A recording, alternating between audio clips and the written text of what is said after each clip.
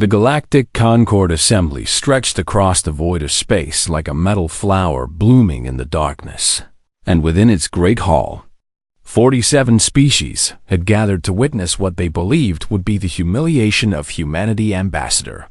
Elena Vance walked alone toward the central platform, her footsteps echoing against the polished floors that had been walked by diplomats for 10,000 years.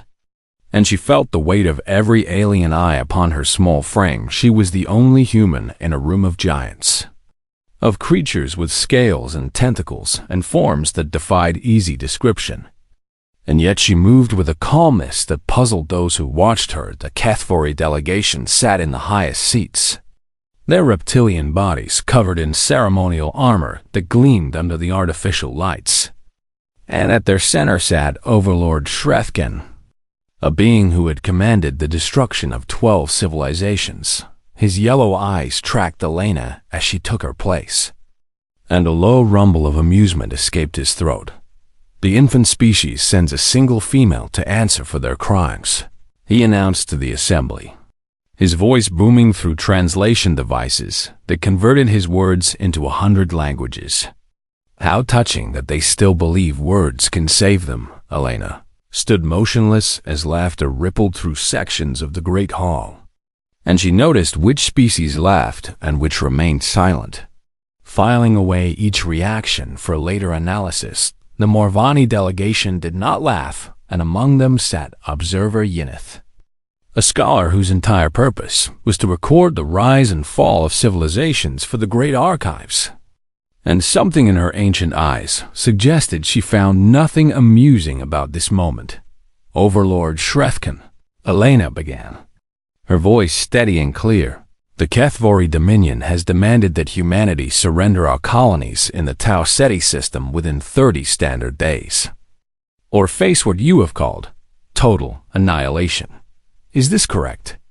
The reptilian commander rose from his seat, his massive form casting a shadow across the chamber, and he spread his arms wide in a gesture of theatrical confidence.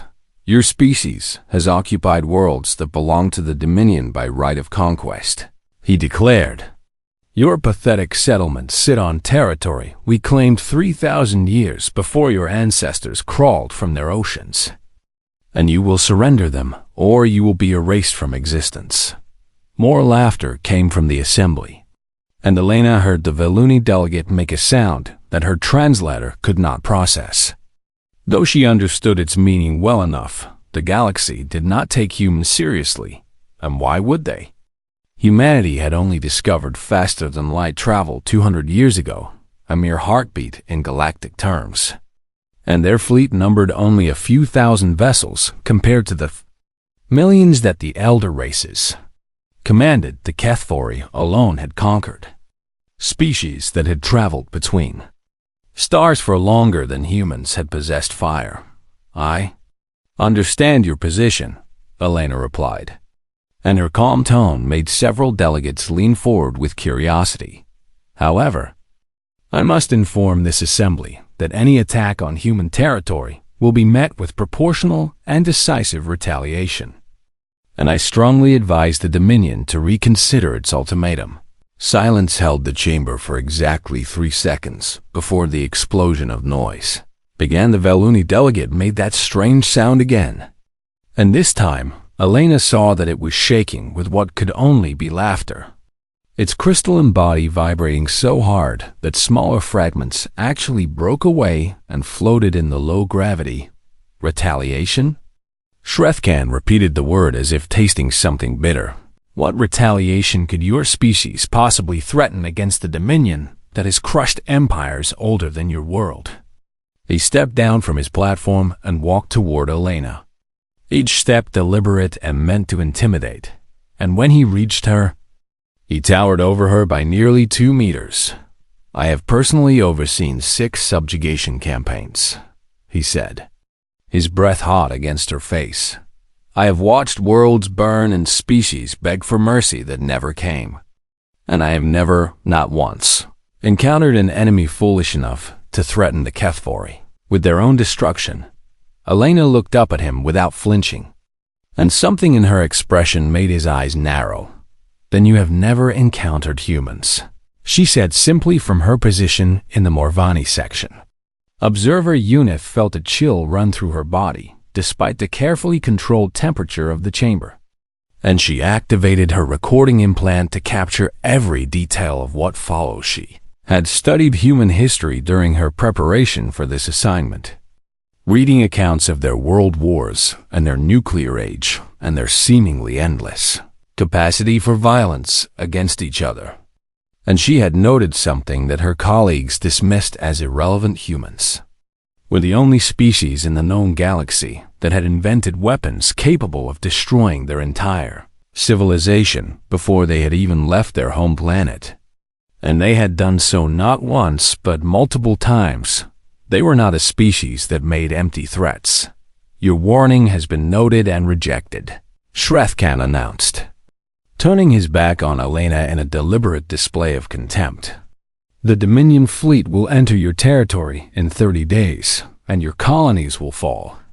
And your species will learn what happens to those who defy us. He returned to his seat amid thunderous approval from his allies.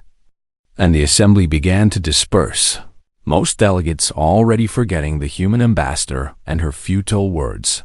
But Eunice remained in her seat, watching Elena Vance as she stood alone on the central platform. The human woman was not crying or trembling or showing any sign of defeat, and as Eunice watched, she saw something that would haunt her dreams for years to come. Elena Vance was smiling. It was not a smile of false bravery or desperate hope, but the quiet smile of someone who knew exactly what was going to happen next. Had seen that smile before in the historical records of human generals who had lured their enemies into traps. And she understood with sudden terrible clarity that the Kethvari had made a catastrophic mistake. The humans were not bluffing, and they never had been. They had simply been waiting for the galaxy to underestimate them one final time. 3 weeks passed like water flowing toward a fall, and the Kethvari armada gathered at the border of human space like a storm preparing to break. 1,400 warships hung in the darkness between stars, their hulls painted with the symbols of victories won across millennia, and aboard each vessel, soldiers prepared for what they believed would be the easiest conquest in Dominion history.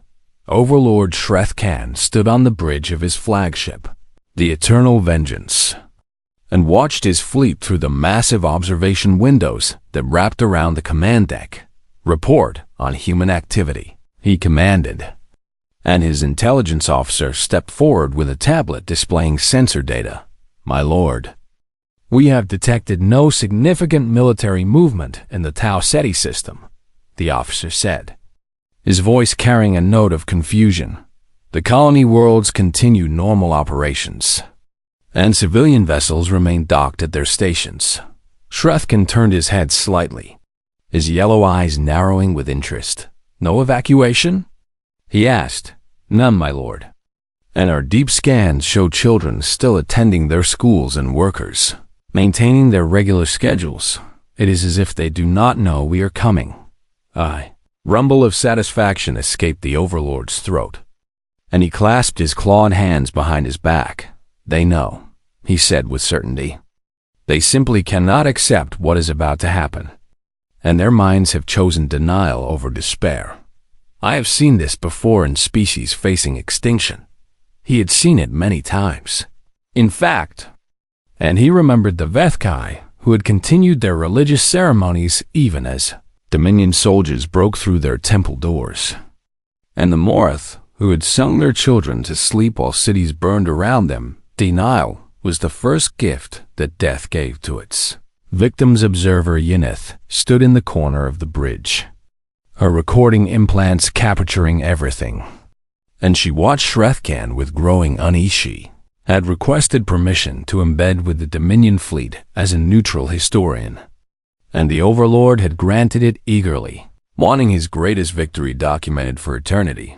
But something bothered her about the human response, something that crawled beneath her skin like insects. Overlord, she said, stepping forward, despite knowing she risked his anger. I have studied human history extensively, and I must share my concerns. Shrefkin did not turn to face her, but she saw his shoulders tense. Speak, observer, but choose your words carefully. The humans are not a species that freezes in the face of danger, Enith said, her voice steady despite her fear. Their history is filled with examples of desperate resistance against overwhelming odds.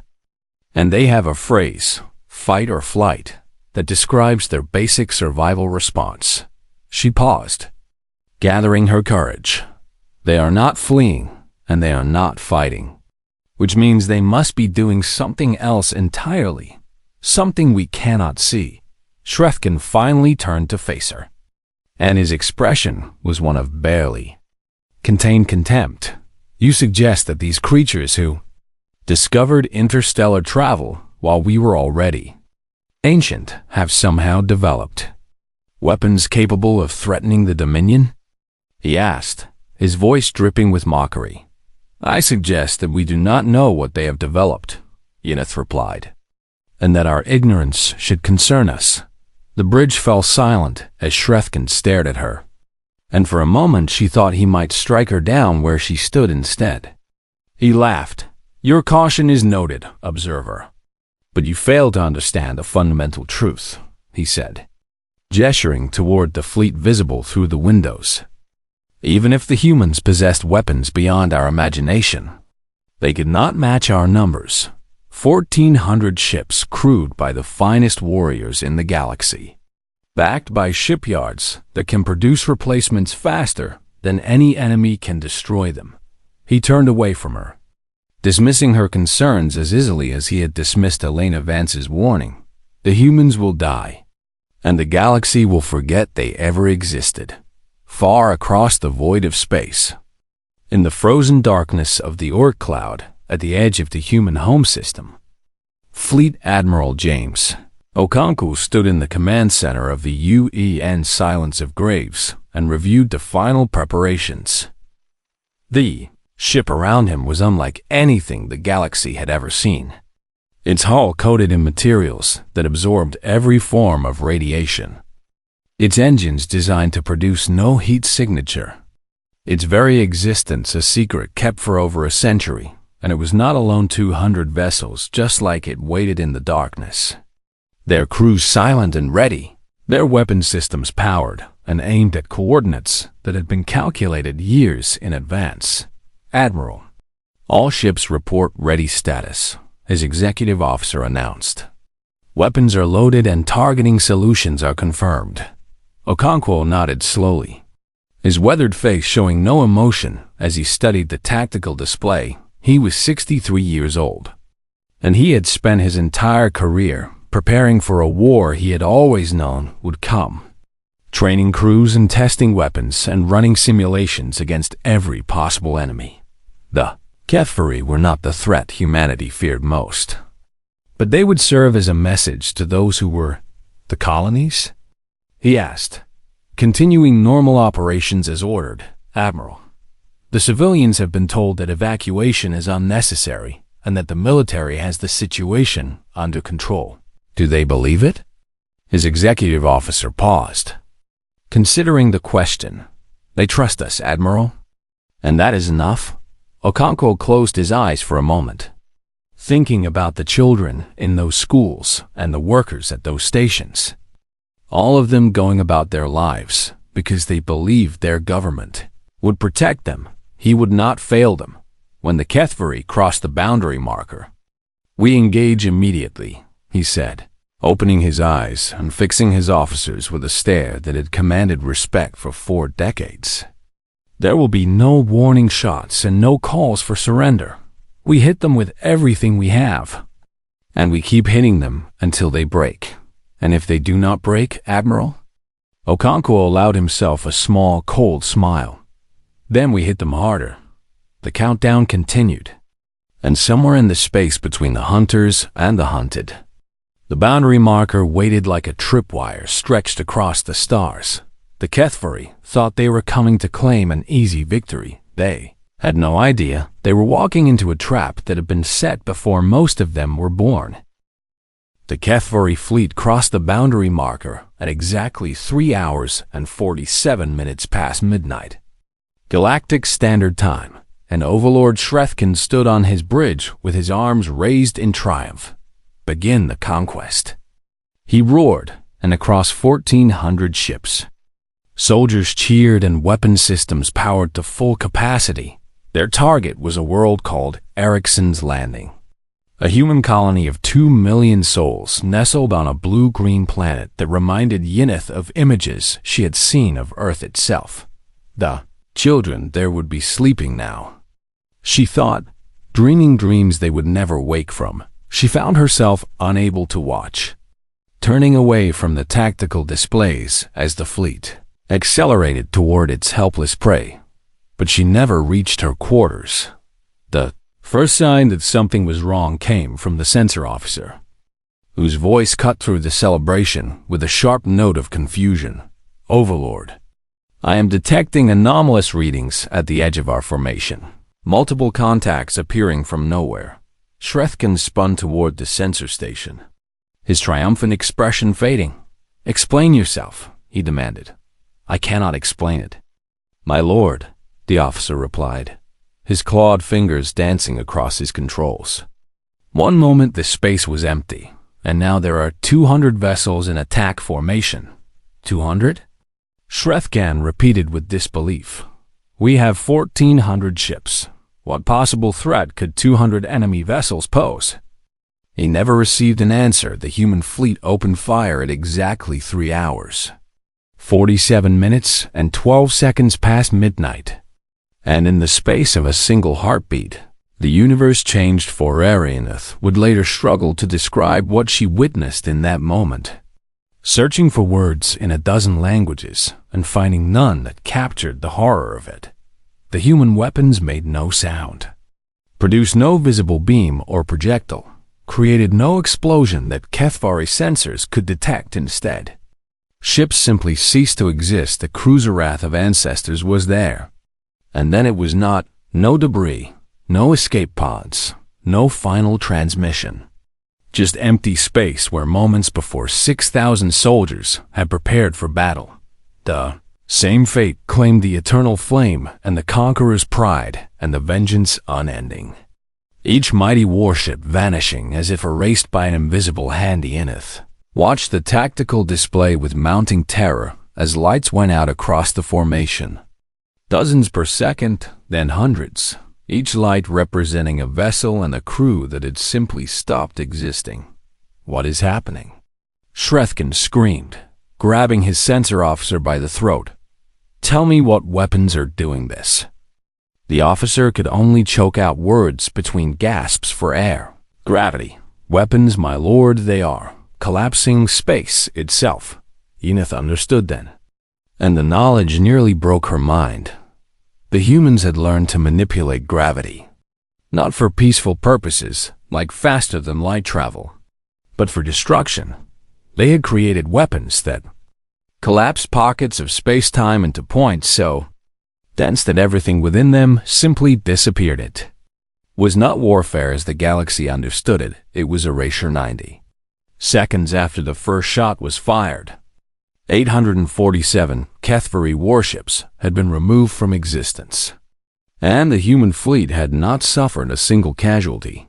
The survivors scattered in blind panic, abandoning formation and fleeing in every direction.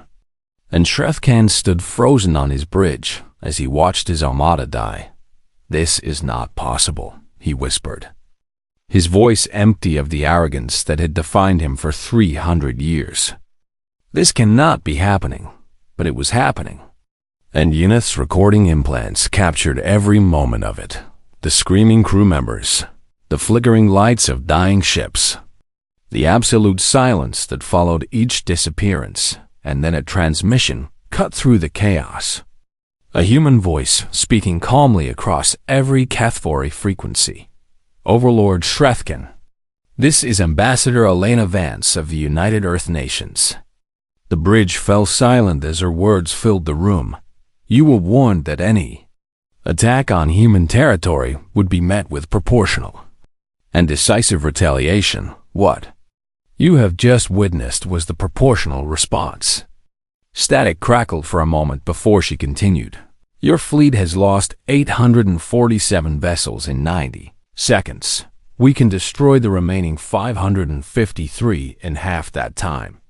Or you can order your forces to withdraw immediately." Shrethkan stared at the communication panel as if it were a venomous creature. "You would not dare," he said, his voice shaking. "The Galactic Concord would never allow such weapons to exist.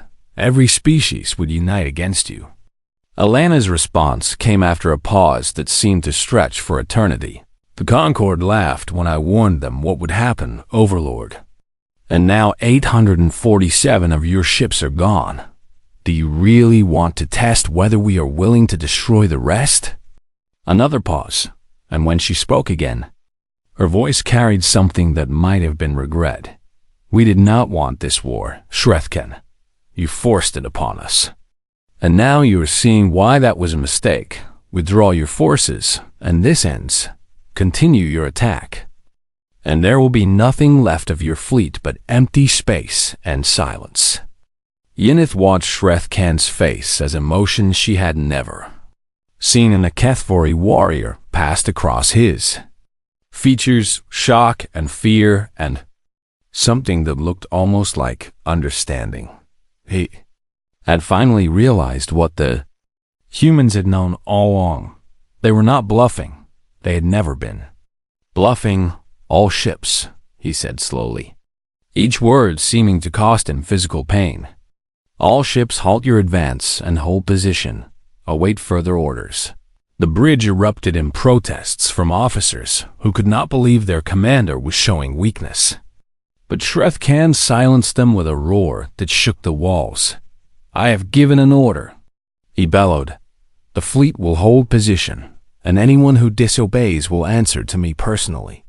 The protest died, and across the remnants of the great HFY armada, ships came to a halt in the silence that followed. Yenneith realized that she had just witnessed the end of an era, and the beginning of something new and terrifying. The humans have revealed themselves, and nothing in the galaxy would ever be the same. The HFY fleet hung motionless in space for 6 hours while Overlord Shrethkan tried to understand how his reality had shattered so completely. He sat alone in his command chamber. The lights dimmed, his massive form hunched over a tactical display that showed the graveyard where his armada had been 847 ships were gone, and with them over 5 million soldiers who had trusted him to lead them to victory, had never lost a battle in 300 years of warfare. And now he had lost more than half his fleet in less than 2 minutes. The door to his chamber opened, and Yenneith entered slowly, her recording implants still active. "Overlord," she said quietly, "there is another transmission coming from the human vessels." Shrethkan raised his head, and Yenneith saw something she had never expected to see in the eyes of a HFY warrior. He looked old, and tired, and broken. "Play it." He commanded. The holographic projector in the center of the room flickered to life. But instead of Ambassador Vance's face, it displayed something far more disturbing. Coordinates began scrolling across the display. Thousands of them. Tens of thousands, each one labeled with a name and a description. Military Installation 7. HFY Homeworld. Underground Bunker Complex Shipyard Cluster 12. Outer Colonies. Orbital Construction Facility Command Center Alpha, Primary Moon. Strategic Planning Headquarters. Yenneith watched as the full scope of human intelligence became clear, and she felt her legs grow weak beneath her. "They know everything," she whispered. The coordinates kept coming. Weapons caches and fuel depots and communication hubs. Hidden bases and secret research facilities, and even the locations of Shrethkan's private estates. 2 centuries of gathering information, all laid bare in a single data transmission. When the coordinates finally stopped scrolling, a text message appeared in their place. Translated into perfect HFY script, "We know where you sleep." Shrethkan stared at the message for a long moment, and then he began to laugh.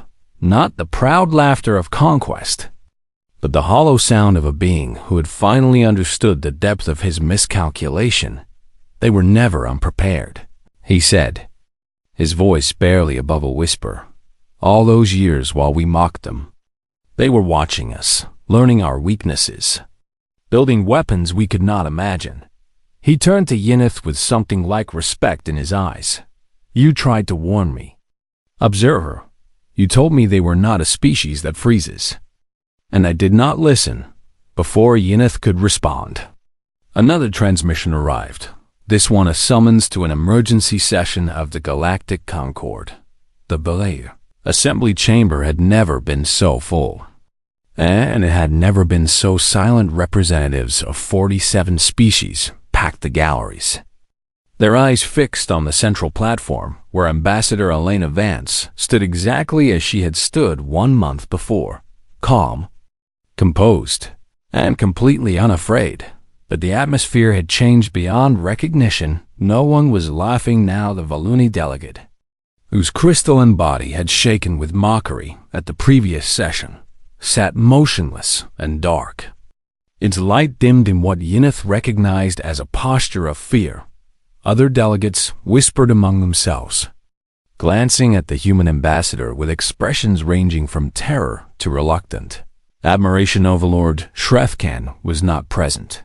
He had remained with his fleet, unable or unwilling to face the assembly that had witnessed his humiliation. Elena waited for silence before she spoke, and when she did, her voice carried to every corner of the massive chamber.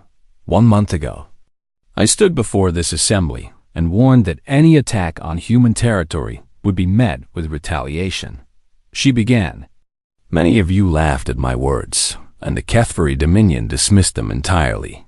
She paused, letting the weight of what had happened settle over the delegates. Yesterday, 847 Dominion warships were destroyed in 90 seconds. Their crews, their weapons, their ambitions, all erased from existence in less time than it takes for most of you to draw breath. A rustle of unease passed through the chamber, but no one dared to speak. Humanity did not seek this war, Elena continued. For 200 years, we pursued peace and cooperation with the galactic community. And for 200 years, we were treated as primitives, as children playing with toys we did not understand. Her voice hardened, and Yineth saw several delegates lean back as if physically pushed. But we remembered something that the elder races seemed to have forgotten. We remembered that the universe does not care about age or tradition or the glory of past conquests. It only respects power and the will to use it. She gestured toward the tactical display that materialized behind her, showing the Kethvari fleet frozen at the border. We could destroy those remaining ships right now, she said. We could erase the Dominion homeworld and every colony they have ever established. We possess the capability, and after their unprovoked attack, few would question our right. The chamber held its breath. But we will not.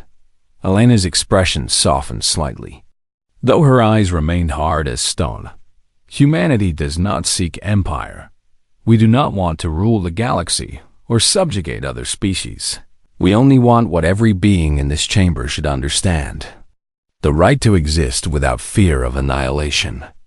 She turned to face the section where the Kethvari allies sat, their delegation small and nervous.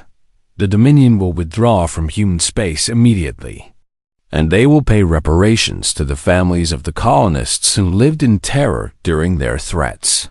These terms are not negotiable. A Kethvari junior officer, present in place of the absent overlord, rose to protest. The Dominion has never surrendered in 4,000 years of. Then you have 30 seconds to set a new precedent, Elena interrupted.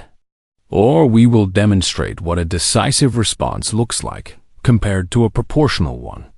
The officer sat down without another word. Yineth recorded every moment, knowing that this footage would be studied for millennia, the day that humanity announced itself to the galaxy, not with diplomacy or trade, but with the cold certainty of absolute power. The Kethvari accepted the terms within the hour. and the greatest military force the galaxy had ever known bent its knee to a species they had once dismissed as insignificant. As the assembly adjourned, Yeneth caught Elena Vance's eye across the chamber, and something passed between them, a recognition that they had both seen the truth from the beginning. Humans did not bluff. They simply waited until bluffing was no longer necessary. 1 year had passed since the battle that changed everything, and the galaxy was still learning to live with the truth of what humanity had revealed. The Treaty of Ericsson's landing had been signed on the very world the HFY had tried to destroy, and its terms had reshaped the political landscape of known space. The Dominion had not simply been defeated, it had been humbled, forced to release the 12 species it had conquered over millennia and to pay reparations that would take generations to complete. The humanity had surprised everyone with what they did not demand. They claimed no territory beyond their original colonies, seized no HFY worlds despite having the power to take anything they wanted, and refused every offer to expand their influence through the puppet governments that other species eagerly suggested. "We are not conquerors," Ambassador Vance had said during the treaty negotiations. "We built these weapons to protect ourselves, not to rule others." The freed species had responded with gratitude that bordered on worship, sending delegations to Earth with gifts and pledges of eternal alliance. But humanity had gently redirected their thanks. "Thank your own people who survived," the human response had said. "Rebuild your civilizations and remember that freedom is worth any cost." It was this restraint, more than the weapons themselves, that truly frightened the elder races, a species that could destroy anything and chose to destroy. Nothing was more dangerous than any conqueror, because no one could predict what might finally push them to use their full power. Observer Yeneth had spent a year completing her historical account, a document she titled The Human Paradox, and she had traveled to 300 worlds gathering perspectives and testimonies now. At last she had come to Earth itself. She stood in a park in a city called Geneva, watching human children play on structures made of bright-colored metal and plastic, their laughter carrying across the grass. They were so small, she thought, smaller than the children of most galactic species. And yet their parents had built weapons capable of erasing civilizations. A human man approached her, his hair white with age and his face lined with the marks of many difficult years. And she recognized him from the historical records. Admiral James Okonkwo had commanded the fleet that destroyed the HFY Armada, and he had retired immediately after the war to a quiet life that Yeneth had spent weeks trying to understand. "Observer Yeneth," he said, nodding in greeting. "I heard you wanted to speak with me." She returned the gesture awkwardly, still unfamiliar with human body language. "Admiral, I have interviewed hundreds of individuals for my account, but there is one question that none of them could answer to my satisfaction." Okonkwo lowered himself onto a bench with the careful movements of an aging body, and he gestured for her to sit beside him. "Ask your question." Yeneth sat, folding her long limbs into a position that felt deeply uncomfortable, but that her research indicated was polite. "Do you regret what you did?" she asked. 5 million HFY died in 90 seconds because of orders you gave. Does that burden you? The old admiral was silent for a long moment. "Watching the children play, I regret that they made it necessary," he finally said. "Every night for the past year, I have seen those ships disappearing in my dreams, and I have wondered if there was another way." He turned to look at her directly, and his eyes held a weight that she had seen in warriors across the galaxy. "But I also remember why I gave that order. I remember the 2 million civilians on Ericsson's landing who would have died if I'd hesitated. The children who would have been slaughtered while the Dominion laughed." His jaw tightened. "I would give the same order again without hesitation. And that is both my greatest shame and my greatest pride." Yeneth recorded his words carefully. knowing they would be analyzed and debated for centuries. One more question. Admiral, the shipyards in the Oort cloud, where your fleet was built, they are still operating, are they not? Okonkwo smiled slightly, an expression that contained no warmth. The galaxy is a dangerous place. Observer, there are threats beyond the Kethvari, beyond any species we have yet encountered.